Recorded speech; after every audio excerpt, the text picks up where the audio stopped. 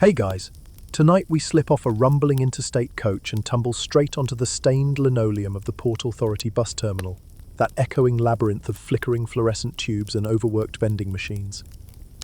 Thin morning light seeps through dusty skylights, but the real illumination is the neon in your face, and the smell, a cocktail of diesel fumes, boiled hot dogs, stale perfume, and the unmistakable tang of civic neglect.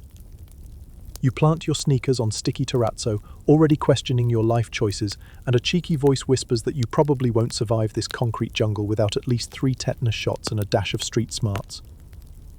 So, before you get comfortable, take a moment to like the video and subscribe, but only if you genuinely enjoy what I do here. Drop your city and local time in the comments so we can imagine this gritty arrival together across the globe. Now, dim the lights, maybe fluff your pillows, and let's ease into tonight's journey together. The terminal's loudspeaker crackles with unintelligible instructions while you drag a scuffed suitcase past yawning commuters. A teenage runaway balances a guitar case like a shield. An elderly woman clutches her purse as though the pigeons might snatch it. A pair of Marines, home on leave, trade half jokes about getting mugged before breakfast.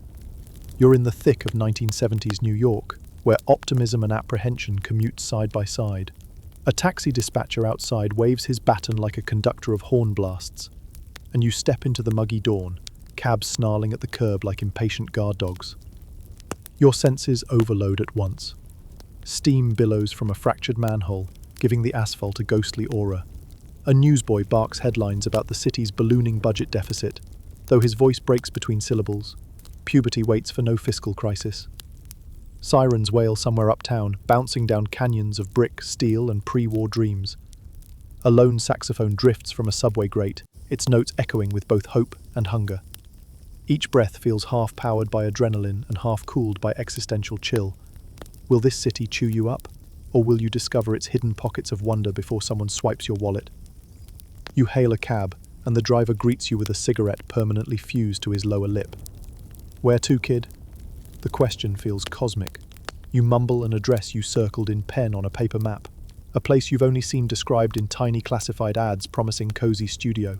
Walk up, all utilities included, no pets, absolutely no loud instruments. The cab lurches onto 8th Avenue, past crumbling facades sprayed with graffiti hieroglyphs that would make future art critics swoon. The meter ticks like a time bomb for your meager travel fund.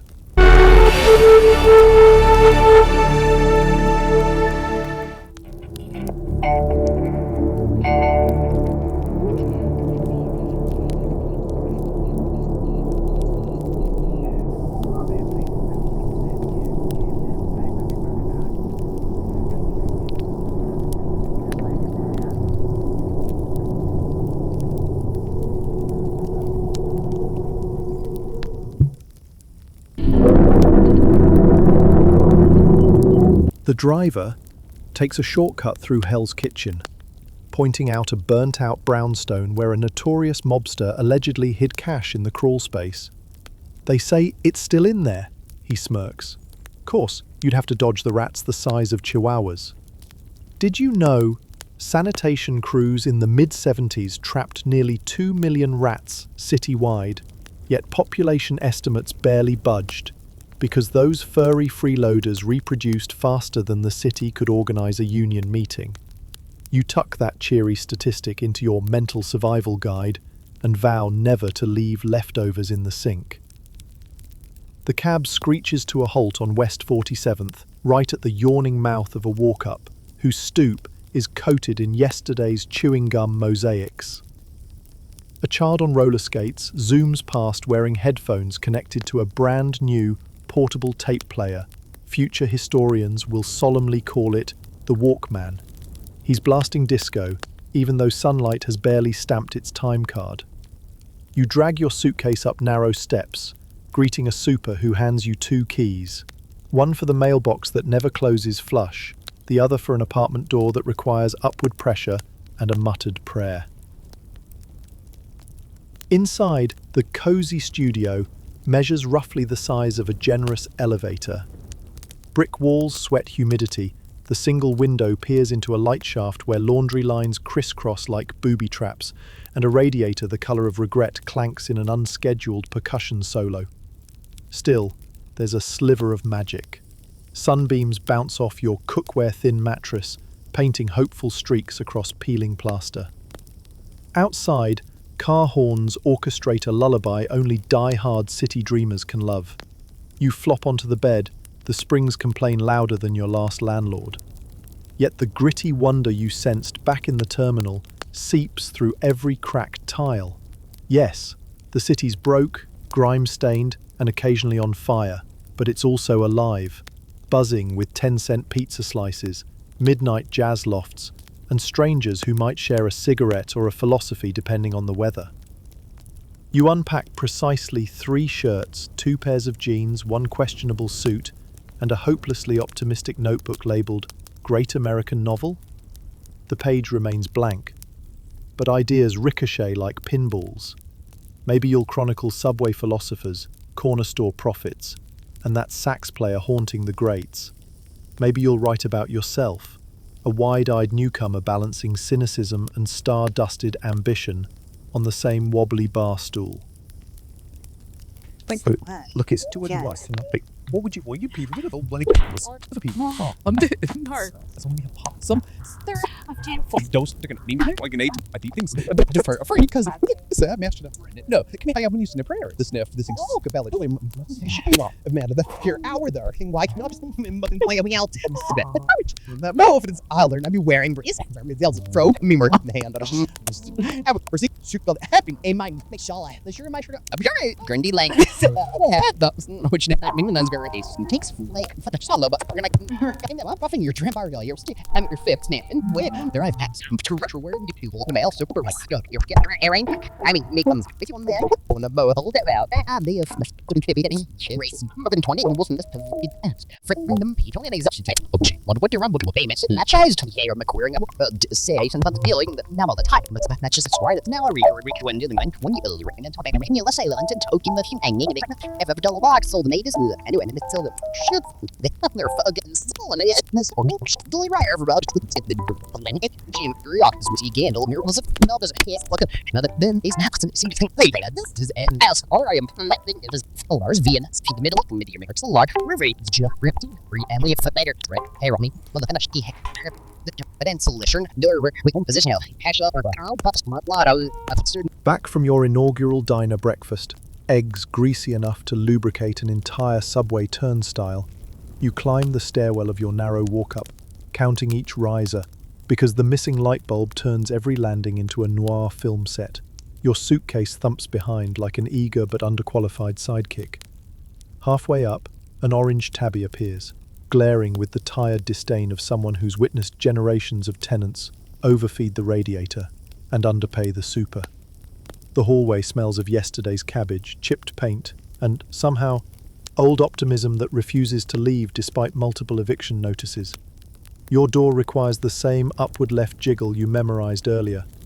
Inside, sunlight filters through a single cracked pane and paints bars of gold across the humble square footage, which is technically 40% closet by volume. Exposed brick runs along one wall, decorative if you ignore the mortar dust flaking onto your pillow. In the corner stands the hulking cast-iron radiator, its enamel chipped like a veteran prizefighter's teeth. You give the valve a cautious half-turn, nothing, another half-turn, and it growls awake, belching steam that smells faintly of coin laundry and marsh mud. You'd swear the thing clears its throat before speaking. Welcome to cohabitation with a metal dragon that neither asks rent nor accepts criticism. Rent control, you quickly discover, is less a municipal policy and more a shared religion. Neighbour voices drift through the plaster like distant radio plays, one proudly proclaiming she hasn't had an increase since '67, another whisper bragging about the illegal washer-dryer hidden behind a folding screen. Historians still argue whether those mid-century rent-freeze laws saved New York's working class, or simply preserved a maze of crumbling tenements in bureaucratic amber. But tonight, their debates manifest as leaking showerheads and improvised extension cords snaking under doors. To your right hangs the kitchenette, a frugal strip of countertop barely wide enough for a cutting board, a miniature fridge humming in defiance of its own rust, and a stove that clicks rebelliously before igniting with a whomp of blue flame. You test the plumbing. The faucet rattles, coughs, then spits out a muddy stream, clearing its throat like a nervous performer. Did you know, by 1975, the city's Department of Health estimated nearly 40% of pre-war buildings delivered water through lead pipes, a statistic they shared with the same shrug you'd reserve for tomorrow's partly cloudy forecast.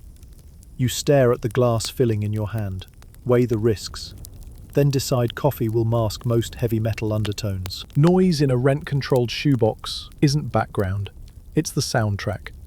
The couple upstairs practices ballroom steps that thunder their entire relationship through your ceiling. Next door, someone plunks scales on an electric organ set to infinite vibrato. Across the hall, a television blares a late-morning game show whose canned applause seeps under your door like eager mice. You learn to pass these decibels the way sailors interpret gull cries. A storm of domestic drama brewing here, a calm front of afternoon silence there. Eventually, you begin to detect your own heartbeat syncing with the radiator's clangs. Urban meditation, 1970s edition. You attempt decor on a budget, one thrift store poster of the Yankees clinching the '77 series, hopeful foreshadowing, tacked above the bed. Milk crates stacked into a bookshelf. A houseplant drooping dramatically beside the window, wondering why it drew the short straw in photosynthesis roulette. The window, for its part, offers a view of another wall just 12 inches away, a brick intimacy that blocks both sunlight and delusions of grandeur. Yet there's charm in knowing your neighbour's laundry schedule by the flutter of bedsheets outside. Tuesdays are clearly polyester blouse day. Evenings introduce the building's true character. Heat surges, the radiator wheezes like a jazz sax in its death throes, and paint curls under the assault. Cockroaches emerge for their nightly Senate meeting. You deploy strategic crumbs to lure them into a jar, only to discover their cousins have already convened behind the fridge. Still, your pride flickers brighter than any roach antenna. This is your territory, claimed fair and square for $175 a month. Half a paycheck, 2/3 a dream. Financial math becomes a new sport. You tape an index card above the sink. Rent, groceries, subway tokens, novel writing fund. The last line stays at zero but looks optimistic in ink. You swap tokens for cash occasionally, trading a ride for a slice of 99-cent pizza, which in turn warms the apartment by an extra degree. Dual-purpose cuisine. The building super teaches you the ancient ritual of bleeding the radiator each Friday. Unscrew the tiny valve with a butter knife, hiss out trapped air, then scald your thumb just enough to remember who's boss. He even claims you'll sleep better once you get the steam rhythm right, as though you're syncing with the lunar cycle. Nightfall deepens the chorus. Sirens ricochet off fire escapes. Teenagers practice breakbeats on overturned buckets 5 floors below, so where, second wheneards are 9, and somewhere in Queens a transformer pops, briefly dimming your single bulb. You swear the roaches pause mid-skitter, reading the room for mood shifts. On the radio, a DJ dedicates the next love song to everybody out there just trying to make it. That's you, apparently, plus 4 million others. You start jotting notes for the great American novel. Chapter 1. Radiator threatens to unionize. Perhaps readers will appreciate a protagonist who defends her coffee mug against territorial insects. Maybe they'll grin at a city that's bankrupt on paper, yet impossibly wealthy in stories per square foot. You step onto the fire escape for a breath of air. It responds with a metallic groan, but holds.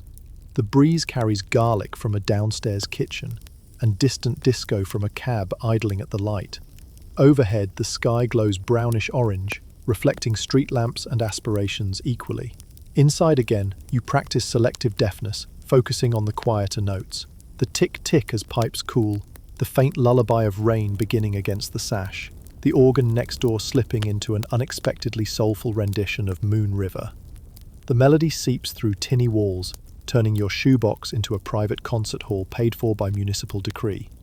You lie back on the mattress, its springs resigned but still game, and let the ceiling's hairline cracks trace constellations of possibility. In their angles you see plot twists, rent receipts, and maybe eventually a slightly larger apartment, one with space for a second houseplant. Until then, you master the art of coaxing metal dragons to breathe warmly, tuning out upstairs ballroom blitzes and cultivating patience inside 4 nearly vertical walls. This is survival at $20 a square foot. One hiss of steam, one thump of neighborly chaos, one humble victory over the thermostat at a time. Outside, the city grinds its gears, but here, in your rent-controlled capsule, the universe feels both impossibly cramped and expansively yours. Proof that sometimes history's grandest stories unfold in the narrowest spaces. Morning slips through the blinds as a thin grey stripe, tapping you on the forehead with just enough light to remind you that survival requires caffeine. The radiator, having rumbled all night like a belly full of loose bolts, finally falls silent, permitting the subtler allure of frying bacon and burnt toast to drift up the air shaft. You lace your sneakers, dodge a late-shift cockroach swaggering across the sill like it owns the deed, and descend the dim stairwell, counting steps out of habit, and to avoid the wobbly one at the third landing that squeals like a startled clarinet. On the sidewalk, a gust of exhaust greets you like cheap cologne. Half a block away, a stainless steel cart, its corners duct-taped, its umbrella faded into a psychedelic swirl, radiates heat and the jittery promise of budget coffee. Steam rolls off styrofoam cups lined up like soldiers awaiting deployment. A construction crew in orange vests commandeers the curb, swapping last night's subway gossip while juggling bagels slick with cream cheese. One worker hoists a tabloid as if brandishing proof of alien life. Bold headlines screaming, "City broke, mayor swears it'll be fine." You pay 50 cents, 20 for the paper, 30 for the coffee that tastes like someone filtered bitterness through a rusted carburetor, and wedge yourself amid the crew, your breath mingling with theirs in the damp chill. Did you know, by 1974, New Yorkers collectively consumed an estimated 7 million cups of street cart coffee each weekday, roughly 1 mug of jitter fuel for every man, woman, and very confused pigeon in the 5 boroughs. You sip yours carefully, the temperature could strip paint off subway doors. The vendor, eyes half closed from a 4 a.m. start, hums a Sinatra tune off-key, wiping the rim of a syrup dispenser with the same rag that polishes pennies into change.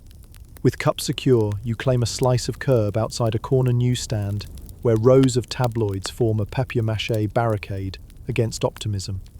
The New York Daily News trumpets a looming teacher strike. The Post splashes a grainy photo of last night's 3-alarm fire in the Bronx, and the Village Voice offers an eyebrow-arching exposé titled, "Why Disco Won't Die, and Neither Will Polyester." Ink rubs off on your fingertips, transforming them into miniature Rorschach tests. You flip pages while balancing coffee, defying basic physics and a wobbly stomach. A night shift nurse, in a powder blue uniform, edges beside you, mascara smudged into heroic war paint. She sighs. 12 hours and not a single quiet heartbeat, then grabs a honey bun the size of a fire hydrant cap.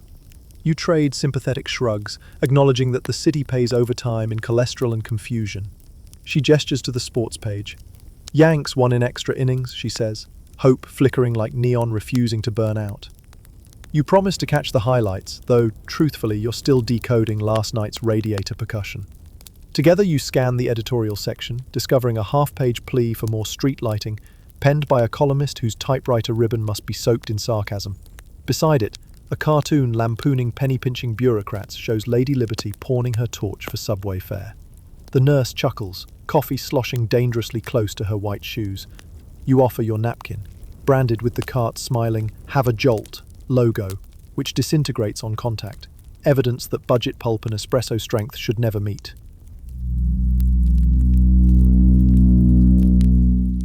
Back inside the diner, fluorescent bulbs hum like bees overdosing on sugar.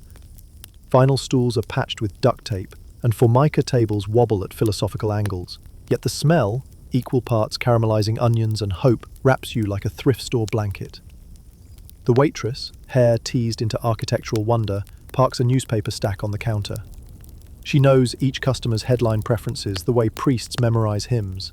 The cabbie wants classifieds, the artist wants arts reviews, you crave front-page chaos and the crossword's taunting emptiness. You tackle the grid with a blunt pencil. 4 down, city deficit, to some. You scribble doom. A line cook clangs pans in approval. Overhead, the radio fades between AM stations, landing on a talk show host barking, "If you can make it here, well, you still might end up waiting tables." The crowd cackles knowingly, mugs thunking in an unplanned drum solo. You note the line for later story fodder, imagining a protagonist who measures success not in paychecks, but in how few coffee stains mark tomorrow's shirt. Newspaper ink accumulates on your cuffs. Across the counter, the nurse drains her cup, eyes closing for a 5-second vacation. She mutters, "Back at it tonight," and pockets a peppermint for morale. You wish her luck, mindful that miracles in this city often clock in after dark. She heads toward the spinning door, swallowed by a gust of late March wind, leaving a swirl of napkins to twirl like confetti. Refilled, and slightly braver, you wander towards 7th Avenue, reading as you walk, an urban ballet that requires sidestepping open cellar doors and half-melted snowbanks. Headlines blur into a single thesis. New York is broke, brilliant, broken, and begging you to care. You stumble onto a subway grate. Hot air whooshes up, riffling the pages so violently they nearly take flight. You clamp the paper shut, feeling the pulse of trains 3 stories below rumbling like a giant's stomach during a diet. At a red light, you pause with a gaggle of office clerks, each armed with identical cardboard cups. One clerk speculates that the whole fiscal nightmare is secretly a marketing ploy. Bring the city to the brink so tourists can brag about flirting with disaster. Another counters that danger is an unpaid roommate. You don't invite it, it just hangs around smoking your last cigarette. Laughter bounces off glass facades, creates temporary camaraderie, then disperses when the signal blinks, "Walk." Halfway up the block, your coffee betrays you, leaking through a seam onto your sleeve. You dab at it with sports news. Yankees sop up caffeine, Mets gobble the dregs, leaving box scores imprinted on polyester like accidental graffiti. You toss the limp paper into an overflowing bin where headlines mingle with apple cores and yesterday's dreams. Now it's just you, the dregs of lukewarm brew, and the city's morning roar crescendoing toward lunchtime. Yet something alchemical has happened during those sips. Caffeine has wired resilience straight into your synapses, while ink has tattooed current events onto your subconscious. You feel oddly equipped, as if each headline is a compass point and every sugar packet a spare battery.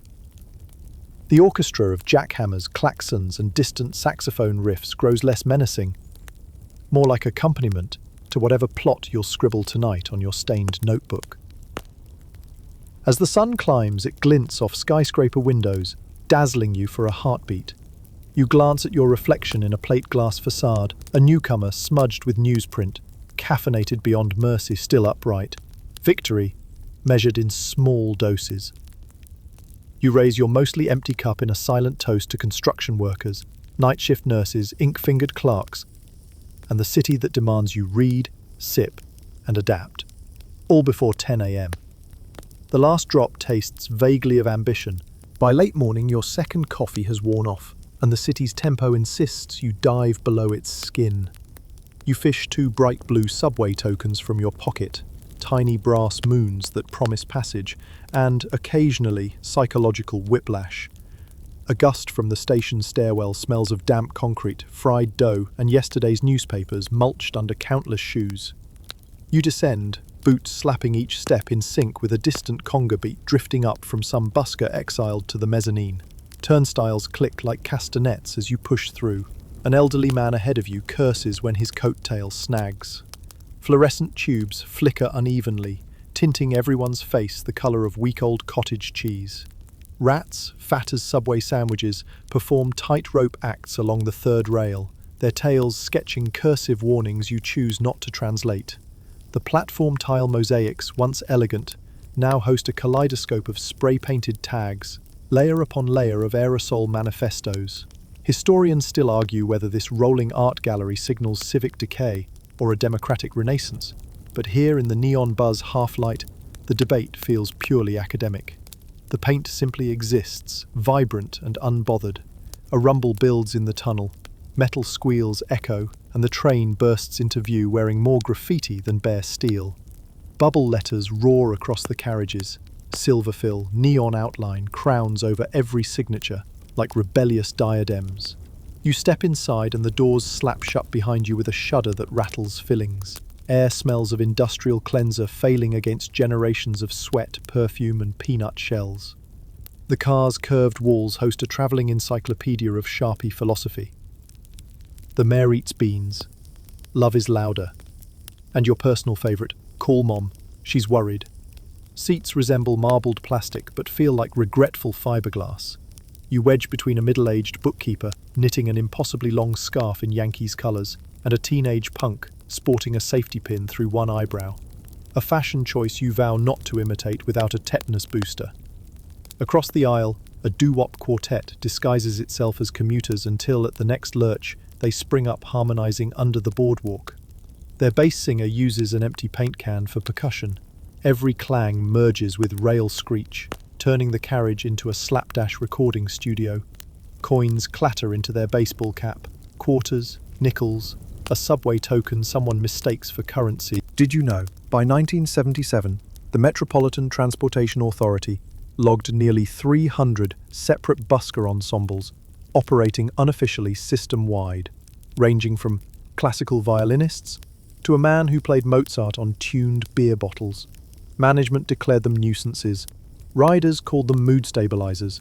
You contribute a dime, big spender, and the bass singer nods, thanks, before seamlessly sliding around a hopping toddler whose mother apologizes with her eyes while juggling grocery bags full of dented canned peaches. The conductor's garbled announcement fuzzes through speakers.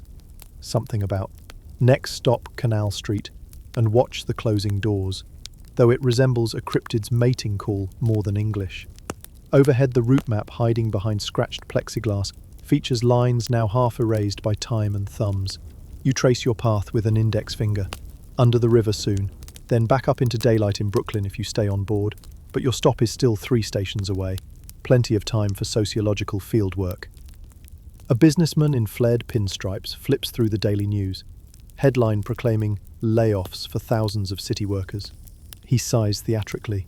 The punk kid hums the riff from Blitzkrieg Bop in sympathetic dissonance. The train jolts over a switch so violently that everyone performs a collective seated calf raise. Your coffee threatens mutiny inside your stomach, but you steel yourself.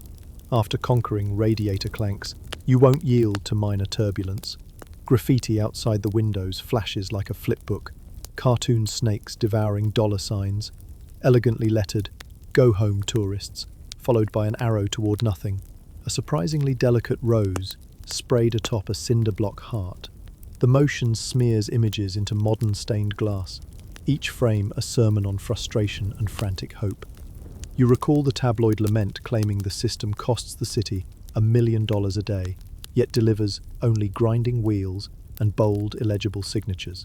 Down here, that figure converts to decibels and daydreams. At Spring Street, half the car empties. A woman draped in a faux fur coat, resembling a small zoo, boards with a boombox the size of a carry-on suitcase. She cranks a disco beat that collides with the quartet's doo-wop encore. Surprisingly, the tempos mesh, creating a mashup any club DJ might envy in 20 years. The scarf knitter counts stitches without missing a beat. Perhaps this is her standard commuting symphony. Doors clang again, lights flicker, and suddenly the car plunges into pitch black silence as the power dips. Time stretches, breath held collectively. Even the boombox whines into stillness. In that hush, you hear water drip somewhere in the tunnel, like a leaky faucet haunting a basement dream. After 5 eternal seconds, the fluorescents stutter back alive. The quartet cheers, passengers chuckle, and the punk raises invisible drumsticks for a celebratory cymbal crash. You grip the stanchion, knuckles white with equal parts adrenaline and amusement. The train resumes its steady clatter, singing steel against steel. Outside, the pitch of the track shifts as grades change. The bookkeeper folds her scarf, already 5 feet, and announces to no one, "Winter's got nothing on me now." You nod reverently. In a city of perpetual improvisation, preparedness counts as silent rebellion. Finally, your station looms. You shuffle toward the doors, squeezing past an exhausted man asleep beneath a poster, demanding vigilance against fair evaders. The pungent cocktail of shoe polish, popcorn, and damp newspapers grows stronger as you step onto the platform. Behind you, the quartet launches into Stand By Me, their harmonies chasing you up chipped stairs and into daylight. Street noises crash over you, a taxi honk orchestra tuning up for noon, jackhammers drilling asphalt into confetti, a bicycle courier swearing at a delivery truck. Yet the underground rhythm lingers in your bones like phantom echoes. Above ground, graffiti shrinks to modest tags on mailboxes. But you carry the subway's guerrilla fresco in your mind's eye, a coded promise that art grows anywhere concrete exists. You pause at a newspaper kiosk, buy a pretzel still warm from a roving vendor's cart, and bite into salted resilience. Somewhere under your feet, 1,000 wheels shriek around curves, buskers warm up vocal cords, and graffiti artists consider color palettes for tonight's rolling canvas. The city's arteries keep pumping, even when the heart murmurs about bankruptcy. You tuck the scarf knitter's quiet victory, the punk's humming rebellion, and the quartet's bass drum paint can into your notebook. They'll surface later as characters who ride rails towards small, stubborn hopes. For now, you pivot toward the afternoon light, certain the day will hurl more headlines, pigeons, and improbable harmonies your way. The token's twin still rattles in your pocket, a reminder that the subway always waits, ready to swallow you whole and spit you back into the story, slightly shaken, thoroughly seasoned, never quite the same. You push through the station's revolving doors, right into an afternoon blast of sunlight and honking despair, the kind that ricochets between glass towers until even pigeons look irritable. Noon in Midtown is a kinetic soup, necktied accountants sprinting for deli lines, bike messengers threading gaps thinner than a novel's margins, and tourists spinning in place like broken compasses, while an entire borough swerves around them. Your own stomach clocks out of patience, so you merge into the human river, letting its current carry you toward the scent of sizzling pretzels and street-grilled onions. Sidewalk real estate is at premium auction prices, every square inch already mortgaged by briefcases, lap dogs, or existential dread, so you adopt the classic New York slalom. 3 quick steps, shoulder dip, pivot around the payphone pole, glide past the guy selling knockoff sunglasses, Gucci, spelled with 2 O's, bless him, then hurdle a pothole, wider than your moral flexibility. A taxi screeches beside the curb, disgorging a Hollywood agent type still shouting into a corded handset the size of a brick. He slams the door. You catch your reflection in its yellow lacquer, hair wind-tossed, crossword ink smudged on your cheek, grin sliding crookedly into place. Somehow you feel sharper for the grime. Just ahead, a cart vendor in a Yankees cap flips pretzels with tongs as though dealing hot tarot cards. Coils of steam rise, braiding with exhaust to perfume the block. Urban aromatherapy, sodium-scented. You trade 75 cents for a twist the circumference of a steering wheel and dust its blistered crust with mustard staccato. The first bite crunches, then yields into doughy comfort that soaks up your residual coffee jitters. Did you know?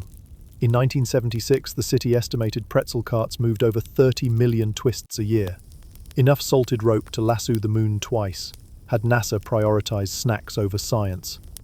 You chew on that statistic, and a mouthful of sesame seeds simultaneously, deciding both are equally nourishing.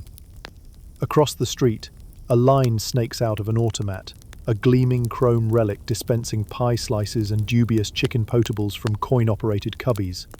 Office clerks rattle nickels into slots like casino hopefuls, glass doors pop open with satisfying clicks, and plates vanish into paper bags while shoulders relax in tiny increments of caloric relief. The clatter blends with an above-ground jackhammer pulverizing concrete for reasons probably attached to an extinct budget line. You navigate around orange sawhorses, note that the construction crew's boombox du jour is blasting Stayin' Alive, and wonder if the Bee Gees wrote it here at lunch rush after a near miss with a cement mixer. Your feet carry you onto a narrower side street, where shadows pool between tenement bricks, still wearing 1940s soot. Here, the lunch hour dials back its intensity. A tailor stands in his doorway sipping tea from a chipped mug. Kids on school break pogo against a chain-link fence, debating who would win a foot race, Ali or Superman. You tuck away that phrase for the novel, childhood faith measured in superheroes and heavyweights. Then step aside as a grocery delivery boy rockets past on roller skates. milk crates stacked higher than his bravery. Farther along, a Greek diner lures you with its backlit window of plastic food still glistening under decade-old heat lamps. But curiosity drags you onward to a row of food carts, huddled together like conspirators. One ladles viscous tomato soup into paper cups.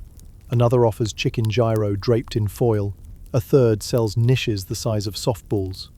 You realize lunch here is less a meal than a grand bazaar, culinary diplomacy in waxed paper wrappers. You sample a knish, warm and peppery, and thank the vendor in fractured Yiddish learned from sitcom reruns. He laughs, slips an extra napkin into your palm, calls you kid, though he can't be more than 5 years your senior.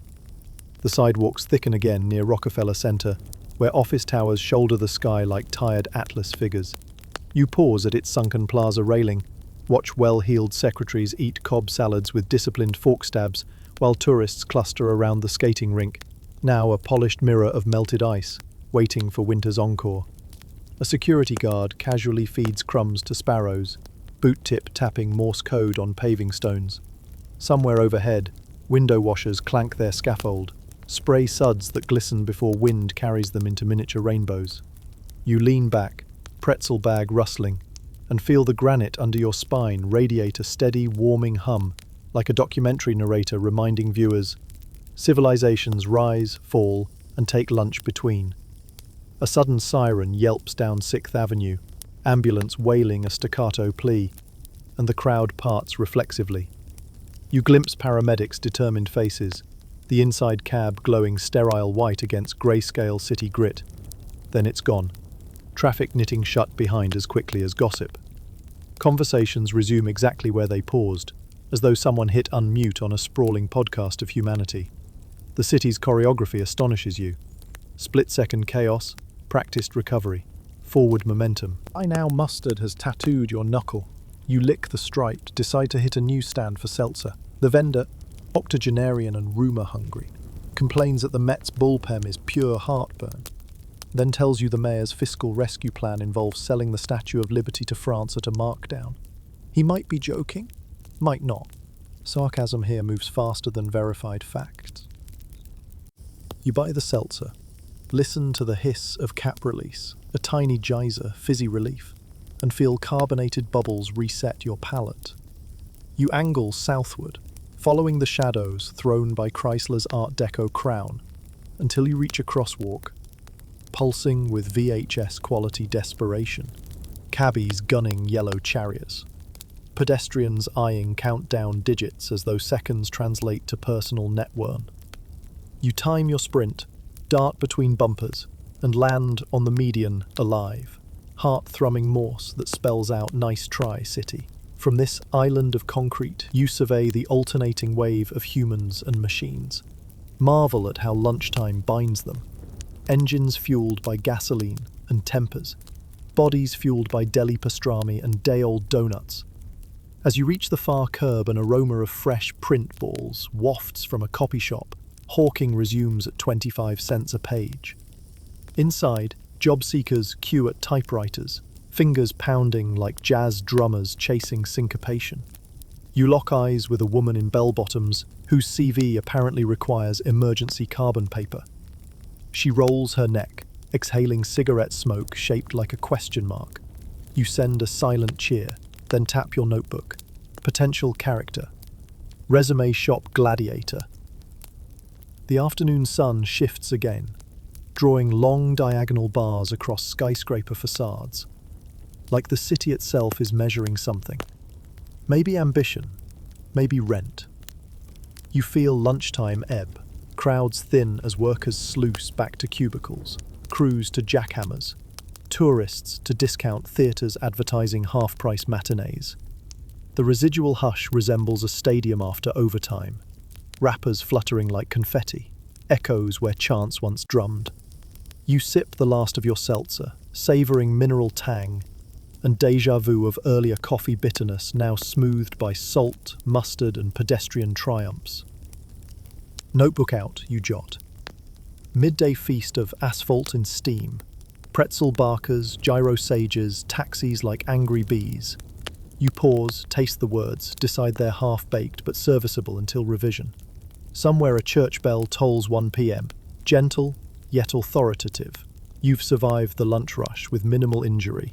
One mustard stain, 2 hoof prints of unknown origin on your sneaker, and a head full of sidewalk soundtracks.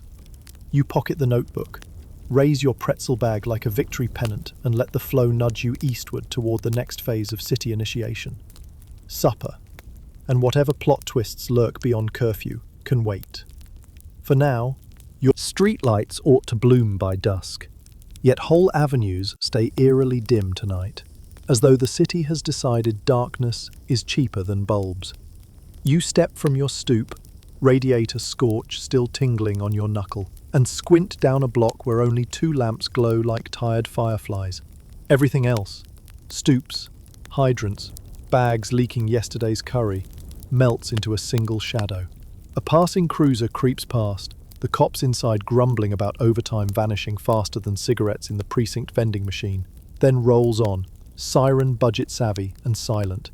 You walk anyway, collar up, practicing the art of the just busy enough stride. Not too fast, victim.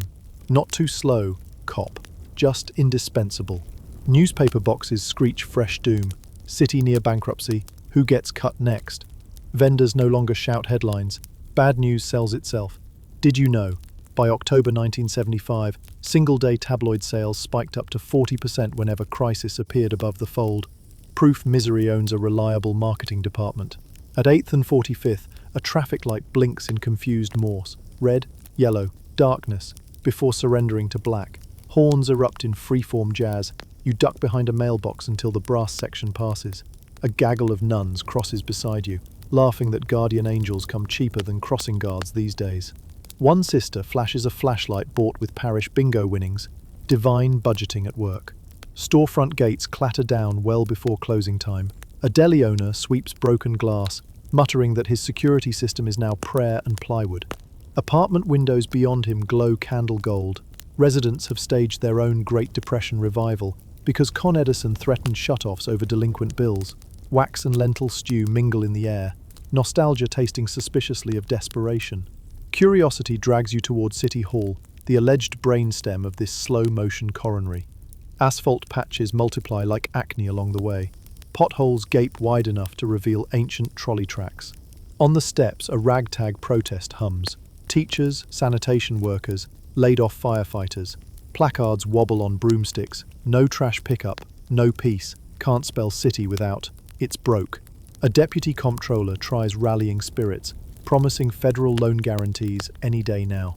The crowd answers with a low groan reminiscent of your radiator when someone twists the valve too far.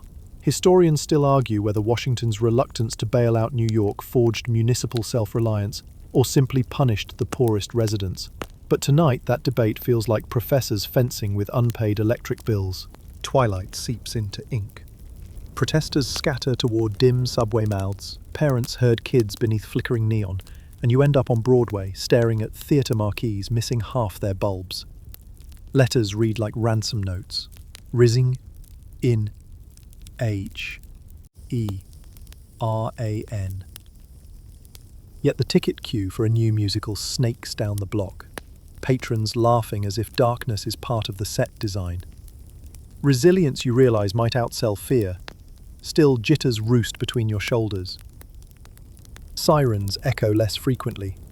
Fewer engines left to answer calls, and every alley feels 2 inches wider. Times Square looms, its porno palaces billing air-conditioned comfort like sin served chilled. A kid in a denim vest spray paints SO. The can dies before the 3rd letter, an accidental haiku of fiscal despair. You drop a quarter. He pockets it, shrugs, and scribbles over your generosity in fluorescent frustration.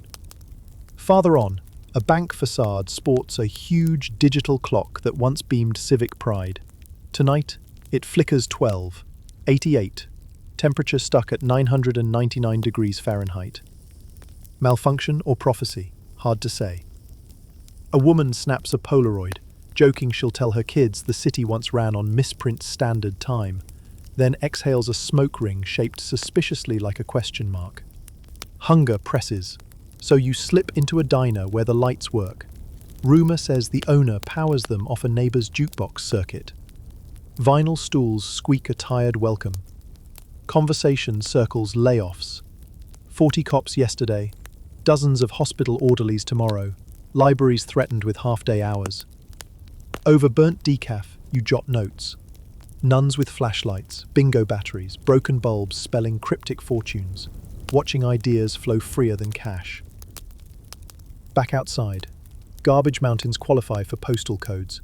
Pickup schedules collapsed with the budget, and rats, those chihuahua-sized co-tenants your first cabbie warned about, hold a banquet under a dead lamp. You tiptoe past, recalling Section 1's prophecy now fulfilled. A single streetlight finally sputters awake, haloing steam that sighs from a manhole. The glow feels borderline romantic. A couple uses it to read a map, debating whether Central Park is safe after dark. You don't weigh in. Some bedtime truths can wait. At your building, the super leans on the stoop radio, muttering about a pay freeze. He dangles a plastic whistle, cheaper than an alarm system, and offers one for $1. You buy it, unsure if you're investing in safety or irony. Up the stairs, neighbors place candles along hall walls, waxy constellations in a vertical galaxy. Your shoebox apartment greets you with the faint blue glow of the transistor dial. You left it on as unlicensed security. You settle at the desk, pencil poised, and discover dread makes excellent ink thinner. Paragraphs tumble out, horn symphonies at dead intersections, teachers waving placards like surrender flags, nuns transforming bingo loot into tactical gear. The radiator clanks approval, maybe jealousy, that your words steam hotter than its pipes tonight. When hand cramps finally halt production, you close the notebook, roll shoulders, and let silence seep in. Beyond the cracked pane, City Hall crunches numbers, Wall Street crunches antacids, and the moon, budget-proof, union-exempt, hangs steady over boroughs wobbling yet unbroken. You stretch onto the mattress, counting radiator clangs instead of sheep, oddly comforted by the notion that if every light goes out, at least the stars might clock in for free. The city's air conditioning has given up hours ago, and your ceiling fan spins like a slow roulette wheel, deciding whether to fly off its hinges. Sweat beads along your spine, gluing your t-shirt to the cheap cotton sheets. Somewhere outside, an ice cream truck tries to sell hope in jingle form, the melody warping in the heatwave. You flick the radio for baseball scores, static hisses, commercials drone, and then nothing. Silence, unnatural and total, folds over the block like a heavy blackout curtain. Your lamp filament glows one last ember orange and dies. The tiny bedside clock freezes at 9:36 p.m., the numbers surprised mid-wink. In the corridor, Mrs. Alvarez gasps, "Dios mío," as bulbs pop in domino sequence. For a heartbeat, the entire building seems to inhale, wondering if this is another budget hack or the apocalypse finally punching its time card. Then the city exhales in one vast collective, "Oh, great."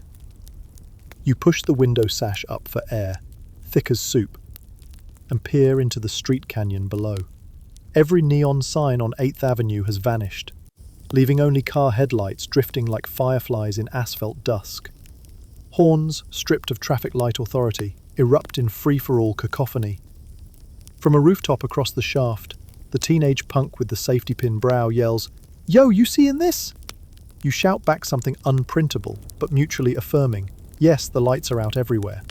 Stairwell candles appear one by one, shaky constellations on chipped paint. The scarf-knitting bookkeeper from Section 4 emerges clutching a half-finished winter masterpiece that now doubles as sweat towel. Someone strikes a match. Sulfur scent joins the bouquet of boiled cabbage and overheated tar.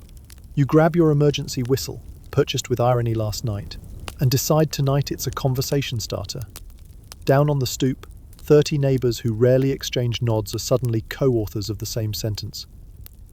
Mr. Lee, the tailor, sets up a folding chair and fans himself with a New York Post he can no longer read.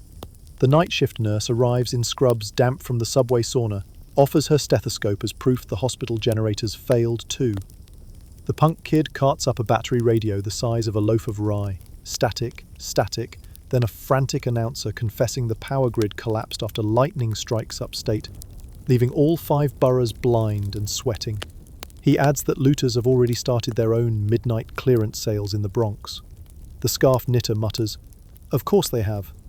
Did you know? During the 25-hour blackout of July 13, 1977, more than 1,600 stores were looted and over 3,700 arrests logged.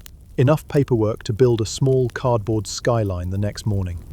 You tuck that statistic beside your whistle, useful if small talk stalls. Someone produces a battery lantern. Its circle of pale light makes faces look like campfire ghosts. Kids cheer. Summer vacation just upgraded to urban legend status. You, however, track the sky, noting how stars break through once polluted haze, now that every billboard's gone dark. "Hey," you point, "that's the Big Dipper, over Times Square of all places." A collective neck crane follows, dozens of city dwellers seeing their first constellation without leaving a borough. Sweat drips from foreheads, radio updates hiccup between rumours, yet morale holds. The tailor passes iced tea, brewed sometime before refrigeration quit. Mrs. Alvarez breaks out battery-powered Christmas lights, strings them along the banister. Yuletide in July.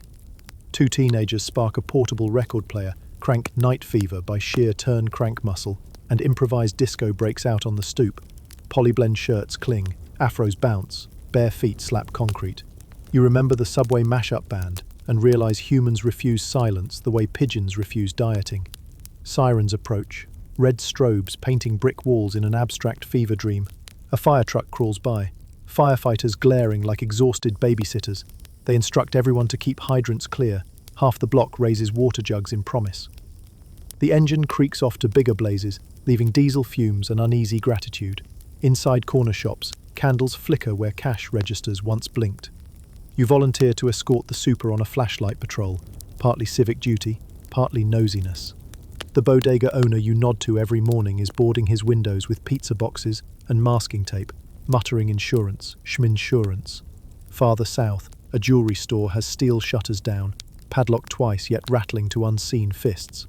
You decide enough journalism for one circuit and retreat to your candlelit landing. Midnight nears, humidity sticks like unpaid rent. Someone suggests reading fortunes in melted popsicle sticks. Another counters with a flashlight puppet theatre featuring rat silhouettes, too realistic for bedtime. Laughter ricochets up the stairwell, a relief valve for collective anxiety. You realize the blackout stripped away the city's constant glare, and with it, a layer of isolation. Now you know the names of 3 neighbours' pets, which apartment holds emergency chocolate, and that the punk kid's real passion is astrophysics he can't afford to study. Crisis as icebreaker. Around 3 a.m., a breeze limps across the avenue, merciful as free air conditioning. Candles burn low, conversation dwindles to gentle hum. Insect song rises where taxi horns once blared. You lie back on a warm step, head against the newel post, watching sky patches through the stairwell window. Orion nudges the skyline, graffiti of the gods. A thud shakes the building, transformers reviving. Lights ping floor by floor, first the lobby, then corridors, then your shoebox apartment window glows like an overexcited firefly. Cheers erupt, mixed with groans because the magic moment's ending, and the refrigerator contents may smell like science projects by dawn. You all shuffle upstairs, exchanging phone numbers scrawled on deli napkins, friendships forged in melted candle wax. You unlock your door, flick the switch, and the bulb hums alive. The radiator, dormant in July, still clangs indignantly at having slept through drama. You drop onto the mattress, limbs slick with dried sweat, stories thrumming behind your eyelids. The window AC coughs, exhales a cool sigh, and you let it wash over you like late-night apology. Notebooks beckon, but hands refuse. Memories are enough tinder till morning. You close your eyes as sirens fade. Electricity hums steady, and the city settles into a fragile post-blackout lullaby. Somewhere far off, distant cheers mark one more block regaining light. You drift, wondering whether tomorrow's headlines will capture the impromptu disco on your stoop, or the fact that for a few star-soaked hours the biggest city in America felt like a quiet summer camp. Sweaty, chaotic, undeniably alive. Saturday rises from its blackout hangover with a hum. You can feel it in the sidewalk, a bass line murmuring beneath manhole covers, promising redemption in four-on-the-floor time signatures. Your morning is all curdled milk and rewinding news reports, but by late afternoon you catch yourself tapping radiator pipes like cowbells. The city's back on the grid, and rumours swirl that downtown discos are offering half-price cover to anyone still smelling faintly of candle smoke. You sniff your tea, shrug, and declare yourself eligible. First comes wardrobe triage. Polyester shirt, lurid turquoise with lapels sharp enough to spread butter. Flared trousers, white, high-waisted, recently rescued from the thrift rack's science fiction villains section. Platform shoes, 2 inches of dubious carpentry, squeaking like baby dolphins whenever you shift weight. You practice a pivot in the narrow apartment, nearly decapitate the houseplant, but the mirror confirms the crucial illusion. You look ridiculous and invincible, the uniform of disco mischief. Sun drops behind Midtown Towers just as you step outside, collar flapping like wings. Bodegas buzz with rumour. Studio 54 may reopen tonight after a police shutter over paperwork misunderstandings. Your neighbour, the punk astrophysicist, insists he'll sneak in through a service door. You opt for a less celestial destination, Xanadu, a club rumoured to accept mere mortals who arrive before 10 p.m. and bribe the doorman with Mets tickets. You have no tickets, but you do possess half a blackout loaf of bread which, toasted, could substitute as currency. Worth a try. Subway ride feels different tonight. Graffiti still blazes, but passengers gleam under mirrored compacts, dabbing glitter on cheekbones. The scarf knitter debuts her creation as a shimmering belt, twirling it like nunchucks when the train lurches. Across the aisle, a guy adjusts feathered hair with the solemn focus of a heart surgeon. A boombox leaks La Freak, and suddenly the whole car chants Freak Out in unison, strangers high-fiving as though the city's fiscal cliff never existed. Did you know, between 1975 and 1979, New York housed over 700 licensed discotheques, roughly one dance floor for every 600 residents, not counting the illegal loft parties where DJs spun records until the sun scolded everyone back to reality. You surface on a Soho corner pooling neon from cheap beer signs. Xanadu's marquee flickers XANAU, missing 2 bulbs but doubling as Morse for adventure. Outside, velvet rope corrals humanity into shimmering queues, plumbers in gold lame, accountants in sequin bow ties, a librarian brandishing a dog-eared disco dance manual like a diploma. The bouncer biceps the circumference of watermelons, eyes your bread bribe, laughs, then waves you through when a tourist distracts him by mispronouncing Houston Street. Luck loves a clown. Inside, sensory overload. Mirror balls scatter galaxies across every surface. Laser lights cut through fog machines that smell faintly of maple syrup.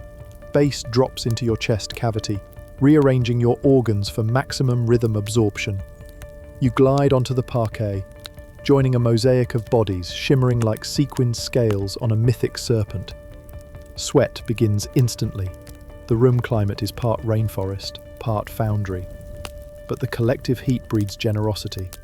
Elbows give way, strangers mirror your moves. A spontaneous conga line ropes the perimeter like a benevolent boa constrictor. You lose track of songs until a whistle tweet signals the DJ's power move. Fade in of Stayin' Alive. Everyone shrieks. Under strobe, you attempt a Travolta finger point. Platforms wobble but hold. A woman in rainbow hot pants spins you into a duet, her bangles clacking Morse code for "Don't overthink it." You comply, letting rhythm drown memory of darkened streets and empty city coffers. For exactly 5 minutes, 90 billion beats per minute outshouts municipal misery. Between tracks, you retreat to the bar, order a frozen Brooklyn, essentially blue slush plus grain alcohol, watch condensation race down the plastic cup. A philosophy student next to you argues that disco represents proletarian transcendence. His friend counters its pure escapism, buying joy on credit. Historians still argue whether the late 70s disco boom gave New Yorkers a democratic dance utopia or simply distracted them while landlords jacked rents. But tonight, you side with utopia. The bartender hands out extra maraschino cherries for free. Refueled, you wade back in. Dance floor politics evolve. Couples break, groups merge. Someone launches the electric slide 10 years early, and nobody minds. Air tastes of coconut cologne, overheated wiring, and that mysterious fog juice you've begun to crave. Lights swirl, turning sweat into liquid disco ball shards across exposed shoulders.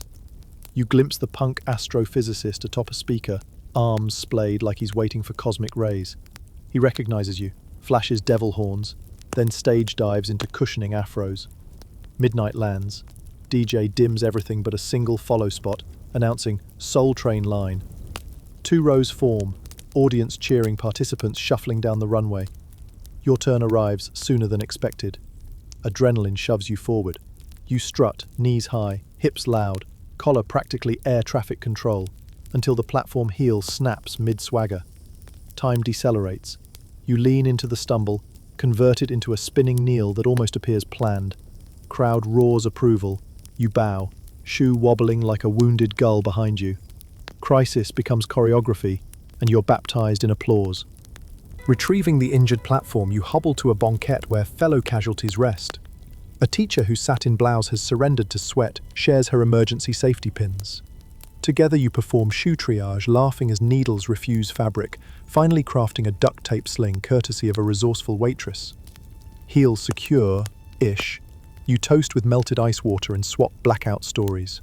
She delivered flashcards via candlelight to calm terrified 5th graders. You scored neighbor phone numbers for the first time. Closer to 2 a.m., club lights soften to pink dusk, signaling the set's finale. Donna Summer's last dance swells. Dancers circle, arms interlinked. You join, shoulder to shoulder with strangers you'd trust to guard your rent money, tonight. Song peaks, lights flare, glitter cannons fire half-hearted because the budget's so-so, but who cares? The moment expands, smooths edges, promises you'll recall it when radiator clangs become too loud. House lights rise. Reality. Shoes still duct-taped. Wallet $10 lighter. Ears ringing like budget sirens. You file out, cheeks flushed, lungs tasting dawn-flecked cool. Streets still humming, though now quieter. Cars cruising slower. Steam vents sighing after-party gossip. The queue outside persists. Night's latecomers hopeful the door policy resets at 2:15. You tip the freshly employed coat check kid. A promotion from dishwashing. Handful of blackout breadcrumbs. He laughs and returns a pocket-sized mirror ball keychain. Souvenir secured. Subway ride home feels like floating, everyone's makeup smudged into abstract art, but smiles hang unbroken. You and the scarf belt diva debrief heel drama, compare heroics, exchange addresses for future laundry night rehearsals. Car windows show your reflection. Hair a bird's nest of joy, glitter freckling every contour. Back at your stop, you emerge into pre-dawn hush. Garbage trucks growl, but even they seem to glide in 4-beat tempo. Apartment door jiggle, radiator greeting clunk, heel finally surrendering beside the doormat. Shirt hits the floor in a sea-wave sigh. You collapse onto mattress, body buzzed, spirit oddly spotless. Streetlights through cracked pane paint disco ghost patterns across the ceiling. You watch them pulse, slower now, like heartbeat cooldown.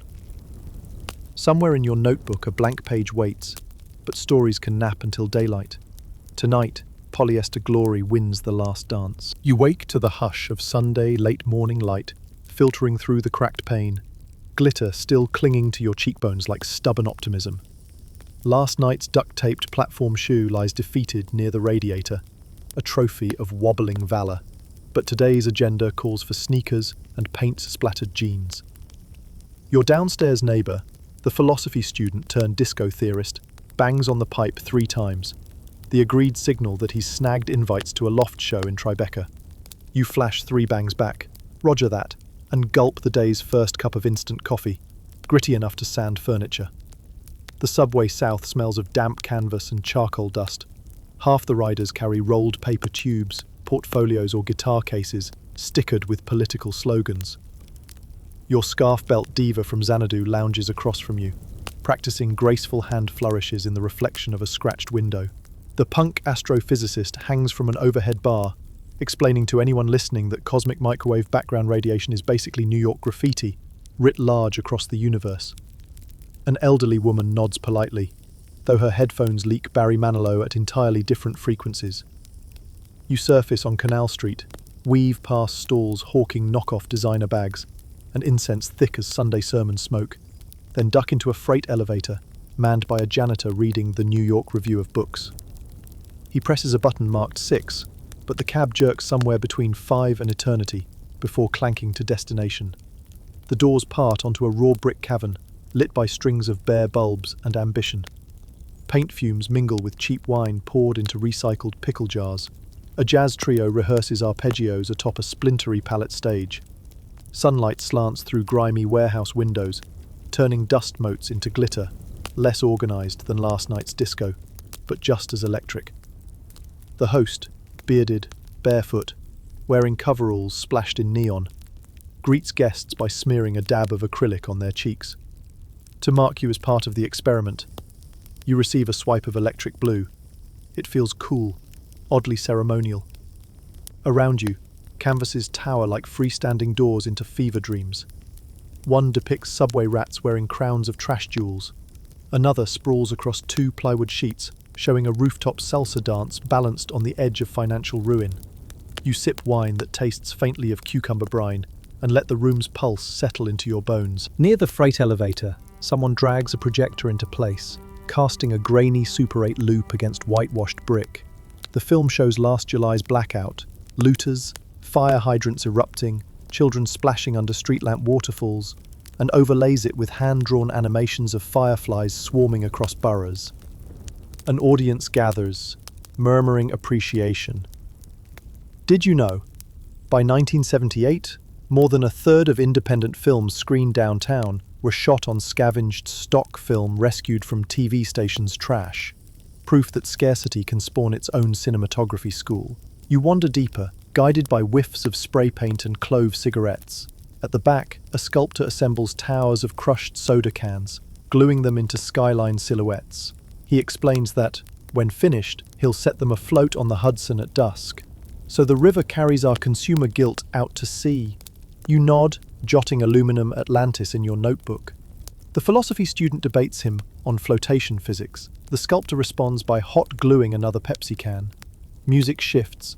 Jazz dissolves into downtown punk thrash as a duo plugs in battered amps. The scarf belt diva commandeers a makeshift dance zone, spinning slower than tonight's disco BPM, but with equal ferocity.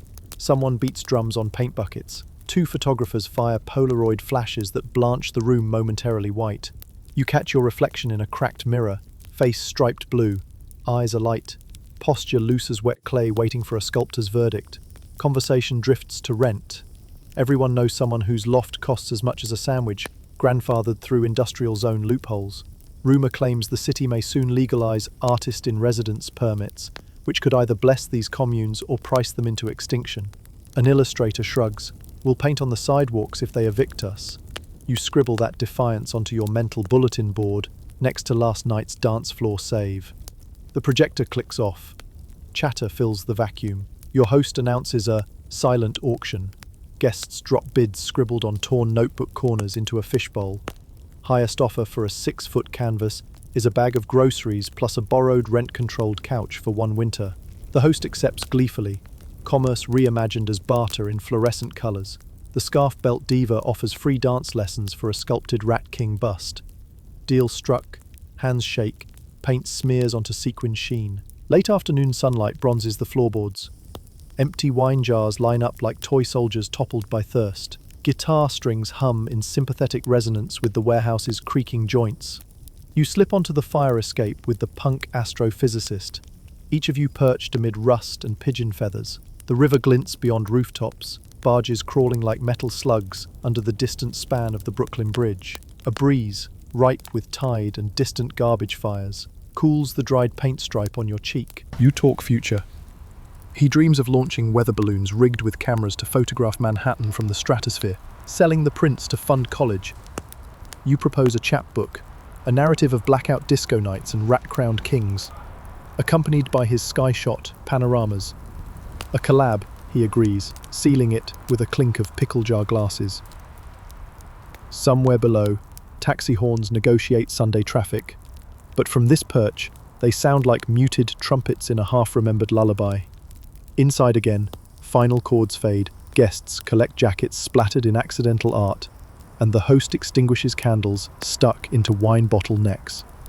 You navigate back to the freight elevator, cheeks sun-warmed, notebook heavier with metaphors. The janitor still reads, now dog-eared at an essay on urban decay. He raises an eyebrow at your paint stripe, shrugs, lowers you to ground level where twilight paints everything violet. Subway ride home is quieter. Passengers slump over canvases like knights resting lances. You study a flyer taped above the doors. Announcement of a new exhibition called Graffiti Meets the Gallery, promising champagne served in plastic cups. You pocket the address. Back at your stop, bodegas hum under buzzing fluorescence, the blackout a ghost story for newcomers. Your building's stairwell smells of fresh toast, someone's making blackout bread crostini. You climb, mindful of creaky steps tuned now to your disco-scuffed sneakers. Inside the apartment, radiator snoozes, sympathetic to paint fumes clinging to your collar.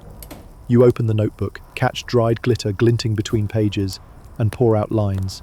Canvas kingdoms, skyline of Cannes, barter economy of hope. Each sentence feels less like reportage and more like manifesto. Outside sirens wail a minor key. Inside your words form a graffiti mural no landlord can buff. You cap the pen, slide the battered platform shoe onto a shelf beside the keychain mirror ball. Callbacks to remember, every wobble, every canvas, every star glimpsed between tenements. Tomorrow, another hustle awaits. Maybe a poetry slam in a laundromat. Maybe a rat-sized pothole to hurdle. But for tonight, your dreams will sprawl across loft rafters, neon kisses, and river wind. You dim the lamp, the paint on your cheek cracking into a soft smile, and drift into sleep as bold and unfinished as the canvases you left drying under Tribeca's slow-burning twilight. Sleep clings to your eyelids like last winter's rent sticker, but the radiator is mercifully silent, and a pale ribbon of dawn suggests this Sunday belongs to gentle things. When you swing open the fire escape window, the August air feels less like a threat and more like a cautious handshake. Down on 8th Avenue, sidewalk slabs that once sweated neglect now host a cherry picker raising a fresh street lamp. The bulb snaps on, bright and steady, proof the city has found pocket change for light after all. You lace up running shoes, much kinder than disco platforms, and set off, notebook tucked in a back pocket, already softened by stories. Storefronts that wore plywood masks last year now sport cheerful awnings, ice cream colours, rounded typography. A bakery you'd written off as collateral damage during the blackout reopens with a sign. Grand reopening. Same owner, new oven. You inhale yeasty warmth and press on, following the scent of asphalt still warm from a midnight resurfacing crew. At Times Square, the billboards look less like patchwork ransom notes. Cranes lean over skeletal frames of future hotel towers, their counterweights swinging slowly, almost dancing. A commuter rail ad splashes digital reds and blues, real pixels not peeling paint, announcing the new train smell. Did you know? By 1980, the Metropolitan Transportation Authority had replaced nearly 2,000 graffiti-soaked subway cars with sleek, stainless steel models, claiming tag-resistant paint saved millions in cleaning costs and countless commuter sighs. The old rolling canvases still howl somewhere in scrap lots, but these new cars glimmer like hope on wheels. You descend a freshly scrubbed stairwell. The stale urine tang is faint enough to blame on memory alone. Tiles have regained their Art Deco whites, and even the track rats seem to have washed their whiskers. The conductor's announcement is almost legible, as though Static took weekend diction lessons. You ride 2 stops to Union Square, where a farmer's market spreads beneath fluttering pennants. Crates of heirloom tomatoes sit beside cassette tape vendors. Scented candles mingle with bootleg Springsteen. An environmental activist petitions passers-by to recycle glass. Last year she pleaded for streetlights. Progress, one sorted bottle at a time. You spot familiar faces. The scarf belt diva now sells handmade scrunchies in disco fabrics. Entrepreneurial evolution. The punk astrophysicist snaps Polaroids of cloud patterns for his balloon experiment. He's wearing a borrowed Yankees cap to keep the sun from frying scholarship. The philosophy student reads Spinoza aloud to a circle of kids, painting chalk galaxies on the pavement. You feel your heart thrumming at a gentler tempo like a DJ easing the house down for sunrise. Across the square, sanitation crews roll out new green bins bearing the city seal. A policeman, looking impossibly relaxed, chats with the pretzel vendor about Mets pitching prospects. Historians still argue whether the trauma of the fiscal crisis forged this mellow civility, or if cosmetic cleanups simply hid deeper fractures. But the argument hovers miles above today's easy smiles and sidewalk chalk constellations. You wander south along Broadway, noting how graffiti now competes with commissioned murals, city-funded splashes of colour announcing art walks and community gardens. On every third lamppost hangs a flyer for a Save Our Radio benefit, promising a lineup of punk bands and jazz elders sharing one stage. The crossover, once unimaginable, now feels inevitable. You scribble a note, collisions make harmony. At Houston Street, a kid sells photocopied zines for $1. Inside, a poem titled "Electricity Never Sleeps" quotes your blackout stoop dance like urban myth. You buy 2 copies. Noon sun bounces off new glass facades, coaxing sweat as you navigate Soho's cobbles. A gallery once squatting illegally now hangs a brass plaque and offers espresso.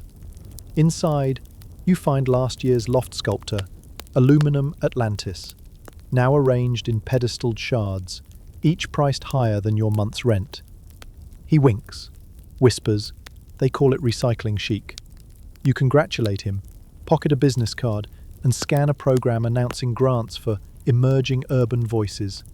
You taste optimism like powdered sugar at the back of your throat.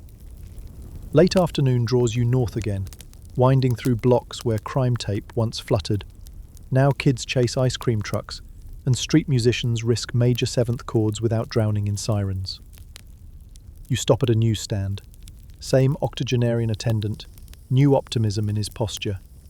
The headline shouts, "City credit, rating upgraded, borough by borough rebuild." You grin, remembering when bold fonts screamed only doom. The vendor slides a seltzer across the counter. No charge. For sticking it out, he says. The fizz tickles your nose, and you toast the neon that never gave up entirely. Sunset backlights skyscraper silhouettes in molten copper. From a rooftop bar, faint disco echoes mix with early synth pop. You sense the baton passing mid-melody. Back at your walk-up, the super replaces the hallway's final blown bulb, humming, "Don't stop," till you get enough. You climb the steps without counting. The radiator gives a single polite ping, like an elder clearing its throat before bedtime. Inside your shoebox empire, the air feels larger than floor square footage would allow. You open the notebook, flipping through months of smudged ink, graffiti sermons, blackout galaxies, disco triumphs, paint-splattered manifestos. The pages smell of subway rubber, candle wax, platform glue. You add today, the radiator's lone ping fades, and a hush settles over your cramped, yet boundless room, soft as a comforter just out of the dryer. Beyond the cracked window, summer night exhales, trading the day's shimmering heat for a slow velvet cool. Traffic murmurs in the distance, remote, deliberate, its usual frenzy dialed back to lullaby tempo. Somewhere on the fire escape, a single wind chime lifts a sleepy metallic sigh, then falls still, as if mindful not to wake the pigeons roosting beneath its perch. You stretch out on the mattress, sheets cool against sun-warmed skin, and let your eyes trace the ceiling's gentle imperfections, those thin plaster lines you once called urban constellations. Tonight, they appear softer, the angles rounding under lamplight's muted glow. Each breath deepens, gathering the faint scent of fresh asphalt, distant bakery vanilla, and a whisper of water drifting up from the Hudson. In the quiet, you can almost feel the river's slow pulse, steady and ancient, guiding the city toward calmer tides. Memories of neon nights and blackout stars drift through your mind in slow, overlapping layers, like transparency sheets sliding into gentle alignment. You picture cranes paused against dawn skies, disco lights fading into sunrise pastels, and mural colours curing on warm brick, while morning pigeons fuss about nothing at all. One by one, these images soften, dissolving into a comforting blur of amber and dusk. As your breathing steadies, words settle too, lining the shelves of memory, ready to be plucked tomorrow. For now, they rest, and you rest with them, an author and a city folded into the same quiet chapter. Let the hum of distant subways fade, let the street lamps stand silent watch, and let your heartbeat drift in time, with a metropolis finally easing its pace. Sleep, gentle dreamer. New York will still be here in the morning, brighter, kinder, and ready for the next story you'll tell.